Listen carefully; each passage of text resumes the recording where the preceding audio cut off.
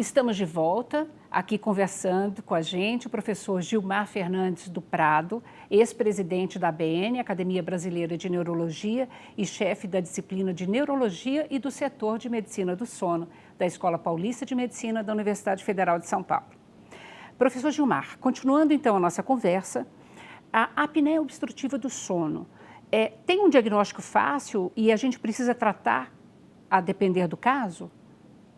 Exatamente. Olha, a apneia do sono, clinicamente, ela mais ou menos, se apresenta de uma maneira muito sugestiva, né? Então, a gente observa alguns fatores que estão envolvidos dentro da apneia, como, por exemplo, a idade.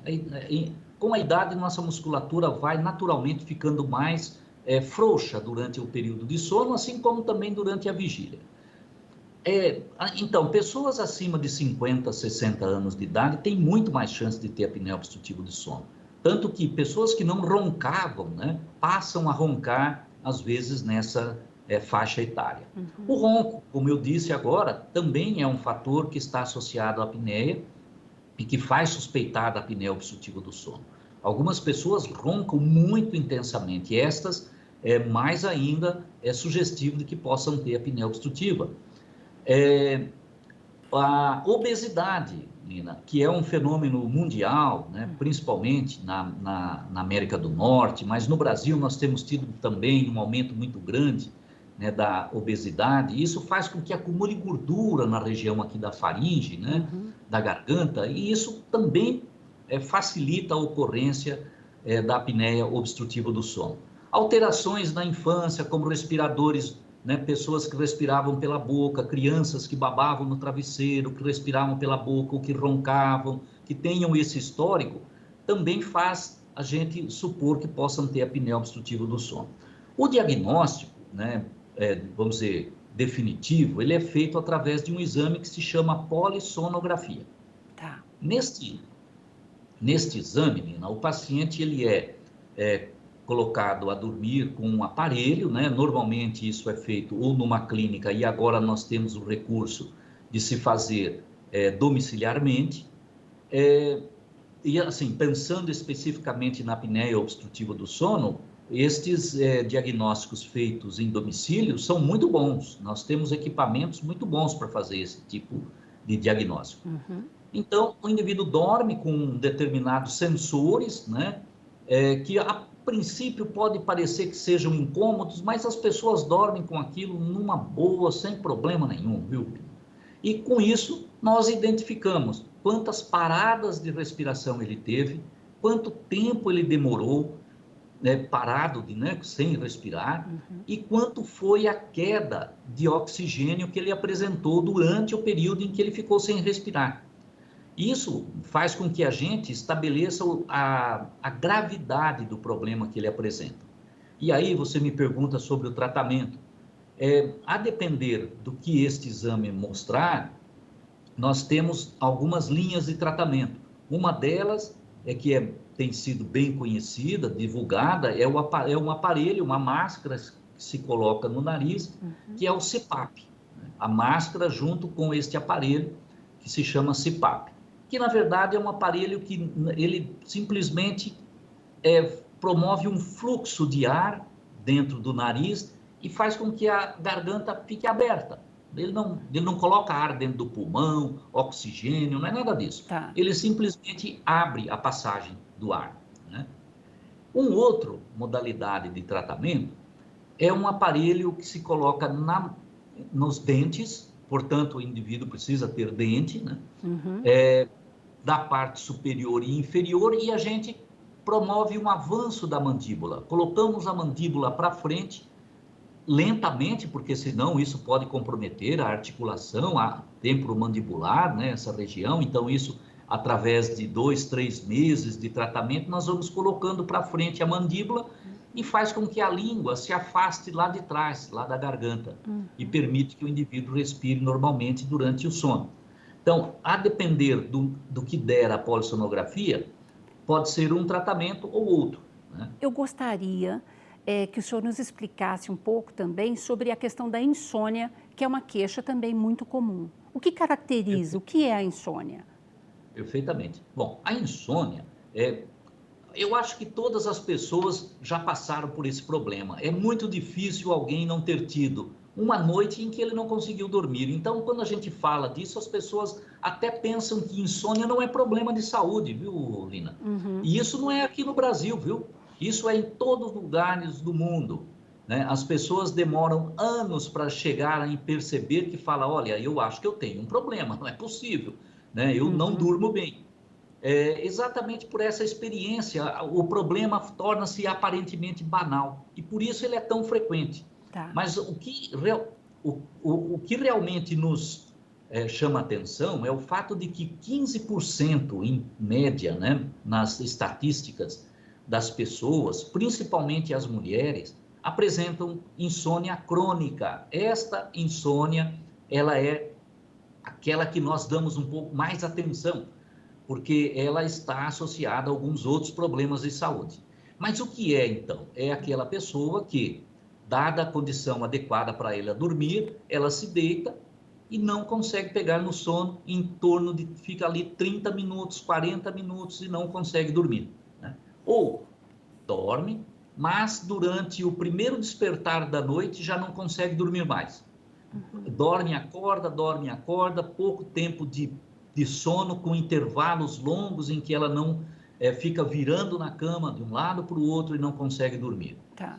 E a outra característica é de algumas pessoas que dormem até, vamos dizer, 4, 5 horas, mas que precisam dormir em torno de 7, 8, e que acordam muito precocemente e não conseguem voltar a dormir. Então, estas são três tipos, né, de insônia, que só são simplesmente descritivos, né? Que pode afetar a pessoa para que, assim, vamos dizer, para que as pessoas entendam, né, que quando apresentam esse tipo de fenômeno, eles podem realmente estar com um problema chamado insônia crônica. E é crônica quando tem mais de 3 meses de duração. É insônia, né, quando isso acontece, e acontece mais que 2, 3 vezes por semana, e por mais que 3 meses. Isto, né, é importante para que a gente defina este grupo, né, para podermos fazer o tratamento adequado, né, orientar o tratamento, né, desse paciente. Nossa, que dica importante, né? E acho que eu estou com insônia então também. Mas é muito interessante, porque a maioria das pessoas realmente acaba relatando, eu tenho insônia, ando dormindo mal, e acaba achando mesmo que isso é normal. Agora, é possível fazer um tratamento, e é importante fazer um tratamento, no caso de insônia crônica, por quê? Perfeitamente. Olha, a insônia, nós temos tido uma série de estudos epidemiológicos com séries de grandes, enormes de pacientes feitas e acompanhadas na Austrália, nós temos uma recente em Taiwan, nos Estados Unidos, em vários outros países, né? Na Holanda temos uma série grande, mostrando que pacientes com insônia estão associados a eles muito mais frequentemente a hipertensão arterial, né? Distúrbios metabólicos como aumento de colesterol e triglicérides, demência, Lina, comprometimento cognitivo, perda, né, de memória e tudo mais, que está associado aos quadros demenciais. E, obviamente, né, alterações cardíacas, né, cardiovasculares, que podem ser decorrentes, talvez, da própria condição de não dormir, ou ainda por causa da hipertensão arterial, que é mais frequente nesses pacientes. Então, veja, é por isso que tem que tratar. Claro. Né? Não, além do que, a qualidade de vida. Os pacientes reclamam, né? E é importante que no dia seguinte, depois de ter toda essa condição noturna, é importante lembrar que o paciente está com baixa energia, né? Irritado. Aliás, é difícil, isso já tem estudos mostrando, é difícil trabalhar com pacientes que têm insônia, com pessoas que têm insônia. Eles são muito intolerantes, irritados, né? Nervosos. É verdade. Não se concentra direito, né? Trabalho inadequado. Doutor Gilmar, eu queria saber se a síndrome das pernas inquietas tem relação com a questão dos distúrbios do sono. Perfeitamente. Olha, Lina, é uma boa pergunta, porque síndrome das pernas inquietas afeta em torno de 6% da população brasileira. Tudo Ela isso? é muito frequente. É muito frequente.